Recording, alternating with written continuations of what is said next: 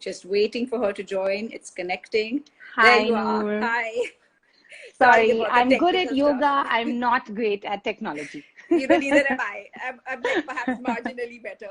Yeah. So, but But you know anyway, what? we're In the here. beginning, I didn't get the request. And then when I signed in again, I saw Yeah. the request. So I was able to log Okay, in. great. So So, nice to have you. Thanks. It's a and pleasure lovely to to be be here. Thank hosting you you for on my having me. channel. So for those of Thank you who you. don't know, this is Diya Kapoor. Her handle is Kriya by Diya.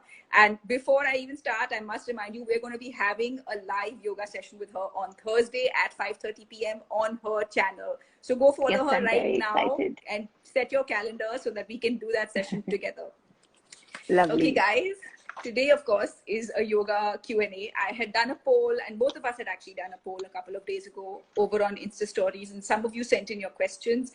We've sort of collated the basic, same principles that were asked, and we've also added some of our own questions. But feel free to put in your questions in the comments here. We will take up as many as possible. But before I begin, let me tell you about Diya. So Diya's yoga journey began in 2002 when she returned to India after completing her degree in business in the US. Under the tutelage of her gentle yoga teacher, she understood that yoga went beyond mere stretching exercises and felt moved to make it her mission to teach others on the very benefits of this ancient practice. So she quit a lucrative job in advertising and joined a teacher training program. She began with Kriya Wellness, a yoga studio in Bombay, before moving to Delhi in 2009. She also earned a certification to teach prenatal yoga and joined the team at Mamma Mia at Fortis La Femme. Yoga is truly her passion, and she finds teaching groups, individuals, and pregnant women extremely fulfilling. So let me tell you that I have known Diya, of course, personally as a friend for quite a long time now, but also she was my yoga teacher when I was pregnant. And we started doing prenatal yoga when I was, I think, 2 months or maybe 3 months in. And then Yeah, we I did think it was it till after your my first eighth trimester. month. Yeah, we did it till my Yeah. 8th month. So that's like, pretty much the entire major part of the pregnancy. And she was fabulous. She was gentle, she was knowledgeable, she was encouraging, and she was just such a great positive presence to have in my life, especially at that time when it was my first pregnancy and so many doubts in my brain and so many like pains and aches that you couldn't even define. It was nice to have her to talk to about them. So I highly recommend her prenatal yoga if you're looking for that, but also postnatal as well, because I have taken yoga classes with her even afterwards, and she really knows her stuff. And if you enjoy yoga, I couldn't recommend a better teacher, and I'm saying this very, very honestly. That's So too Diya, sweet of you. Thank you, Noor. also please tell everybody, I know that you already conduct live sessions, so please tell us what your timings are so people can actually follow along. So I teach Insta Live sessions twice a week, and that's Monday, Wednesday, and Friday at 5:30 in the evening. It's called Yoga for Life because the whole idea is that I just want to kind of present a holistic class which gives people anything that they could be coming to yoga for. So sometimes people come to yoga because they want to lose weight. Sometimes they want to get flexible. Sometimes they want to get strong. So this class is really sort of planned in such a way that you get everything. You get your flexibility, you get a little bit of weight loss, toning, strength, everything, and relaxation, which a lot of people come to yoga for. So Yeah. that's what I do twice a week. And yeah, I would love to have as many people join as possible. So that would be Yeah, great. and I think especially now, since we're all stuck at home, this is the time Yeah. to start exploring yoga if people haven't done it Yeah. before. So this is the Yeah. way to do it. Follow Dia and her fantastic classes. She also takes personal training sessions, by the way. So you want to tell them Yeah. a little bit about that? So if people are interested in personal training, they can always DM me on Insta, on my Insta handle, and I can talk them through the details of that. We usually set up a trial session. So people in like me and the person or the group can do a trial. And then if they like it, then we go from there. We schedule timings, availabilities, and things like that. And we take it from there. So yeah. Okay, great. So let's get on to the questions now. We got quite a few interesting ones. I'm sorry, I'm going to be like referring to my little paper, so don't mind. Absolutely fine. I've actually got a list of the benefits of certain asanas as well because I said, if I can't think of everything off the top of my mind, at least I've got some asanas Exactly. I Yeah. know, I know some of the Yeah. technical things, I think papers can be forgiven. Okay. So everybody knows the benefits of yoga for mental well-being, for Yeah. agility, making you flexible. But does Right. yoga actually help in losing weight? This was a very popular question, by the way. I got more than one. The short answer, Noor, is yes. That's the short answer. The long answer is that, like anything else, weight loss is never just based on one activity. So, yes, I can do a yoga class with you, which I can guarantee if you come to me 6 days, 2 weeks, 3 days a week, each week, and you listen to other things, you will lose weight. But beyond just the yoga, you got to make sure that you're eating right and that your other activities in terms of sleeping, in terms of low stress, in terms of all of those choices are also healthy choices. So basically, if you do everything, 100% you can lose weight. Or actually, even if you're still lax with other things, I would say that certain kinds of yoga, yeah, guaranteed. Because I can tell you from my perspective, through this lockdown, my primary exercise has been yoga. I mean, I get a little bit of time in the mornings to do a personal workout on my own, which I use an app just for my strength building and for a change from yoga. But 3 hours of the day, I'm doing yoga. And I think I have lost weight in the last 3 months of being in this lockdown. So Oh I my know God. I can say for myself that yoga has got me weight loss. So now it's not Yeah. just like a theory. I know it happens. So yeah, it So, can but lead the to thing weight is loss. that I think that, what people are trying to ask through this question is, do you see the same results as working out in a gym, or is it different? In fact, I think the results are better. Obviously, Yeah. I'm biased, but not, I mean, to be honest, without a bias, I can say, and I'm a gym junkie. I love working out. I love all kinds of exercise. I like running, workouts, training, HIIT, everything. But the kind of body you get from practicing yoga, and this sounds superficial, but it's really, I mean, that's the objective truth. The way your body changes is a really nice way because it's a whole body change. It's not just that, say you're running a lot, so you lose weight on your legs and you've got kind of skinny legs, but the upper body is still feeling a little heavy. Or say you're doing lots of weights, so you've got like toning, but not really weight loss. With yoga, because you're doing so many movements, all body movements, non-stop, it becomes like similar to what a swimmer body looks like. The whole body gets engaged through the movement, so the whole body gets toned really nicely. So I think that you look better when you practice yoga, very honestly. It's just from a purely superficial perspective, not to I mean, mention the fact that inside also you're better off. no, I absolutely agree with you. I've seen your body, and in front of me, I've seen you lose a lot of weight.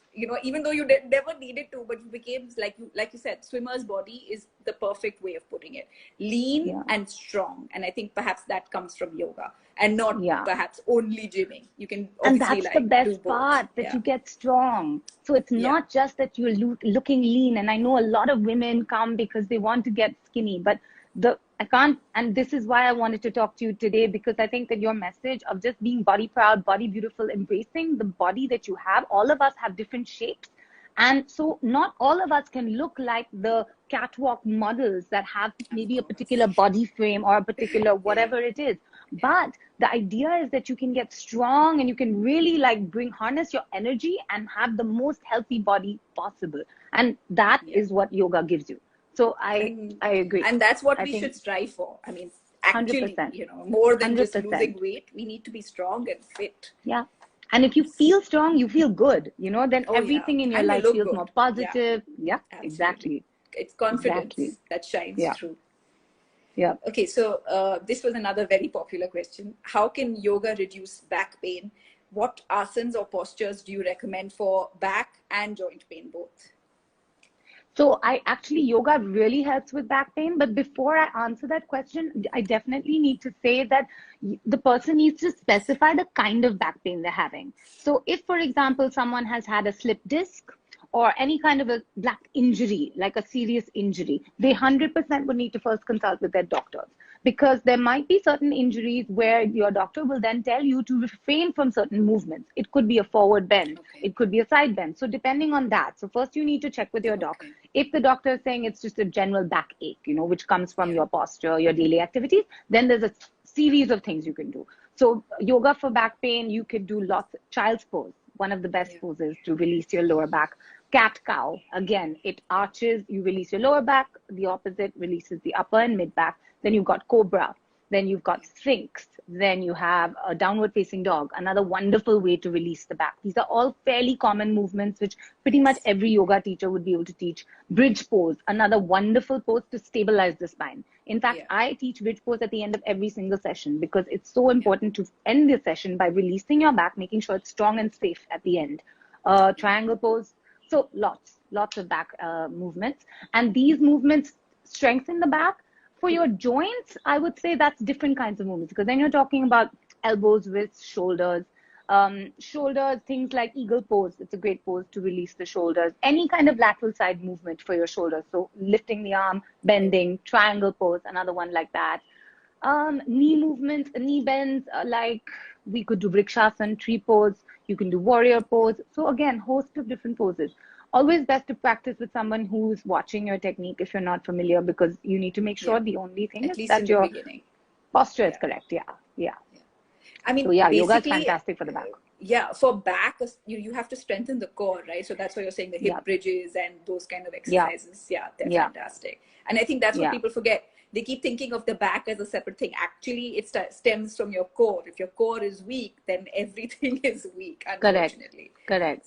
Yeah, I believe, and like you said, I think it also ties up with how yoga is like a holistic, sort of work on the entire body. Yeah, it's really very difficult to isolate one part. So if somebody comes to me, for example, and says like, I just want to lose weight on my legs, it's pretty much impossible for me to do that. I mean, just I'll tell them that you'll get everything. You'll get your legs also, but I will have to give you everything, because there's no way I can tell you that we'll just do the legs, So yeah.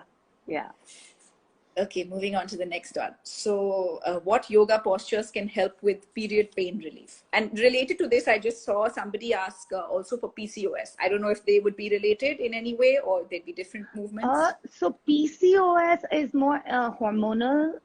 So I think for that, there might be some slightly more movements. But for period pain, you're talking about discomfort in your abdominal area. Again, there's certain poses very restorative. Things like bridges, again, feel good. Help release the hips. Child's pose, again, wonderful. Shavasana, everybody's favorite. Again, fantastic to just relax, to relax the whole body. Then there's reclining butterfly. Again, one of my favorites. I love ending my session with this. So it's a lying down posture where you bring your feet together and you open up your hips. It's a really wonderful way to just release the hips, allow blood circulation, positive blood circulation to flow in the reproductive organs in that area. Then there's seated butterfly. Again, another really nice pose when you have that uncomfortable feeling. Some forward bends, not standing necessarily, but the seated forward bends also feel good. But as a general rule, I always tell women that when you have your period, when you're on day 1, day 2, everyone feels slightly different. So I always tell them to just go with their own bodies, because that's really your best. If you're feeling energetic, do the movements, see how you feel, you'll feel good. If you don't feel like, don't do it. So it's really kind of very subjective. I definitely would suggest to stay away from the most core movements in the first 2 or 3 days of the period, because it's just, first of all, it doesn't feel good and there's no real need. So it's fine. You can just give yourself a break for those days. I mean, nature has allowed us to take a break, so why not? Exactly. PCOS is a little more complicated, I would say. For that, I can come back to you with specific asanas, but because it's more hormonal related, you need to be focusing on things like the thyroid. So again, movements that open up the chest, maybe camel pose. There's some other movements which I can send you those details. So this question was asked by Preeti Khanna one, and I think she already follows you, so you can get back to Preeti, I can message you. I'll send you the specific asana. Everybody else who's sending lots and lots of questions, I will get to them, I promise, once we're done with ours. Also, for those of you just tuning in, I'm Noor, this is Dia, and we're talking about yoga and answering all your questions today. So, okay, the next one is, how soon after an operation or a serious injury should one get back to yoga, and what postures should one start with? Again, it's a very subjective question, because it depends on the kind of injury and it depends on your doctor. So, if it's a massive injury and you need to be on bed rest for 3 months, then that's the 3 months you need to take. Depending on the duration of how long the injury is, when your doctor clears you, the second thing to find out about is whether you need physio. So often before you go into any other kind of exercise, you have to first just get your body used to movement again and get the muscles, if they've turned flaccid, into some sort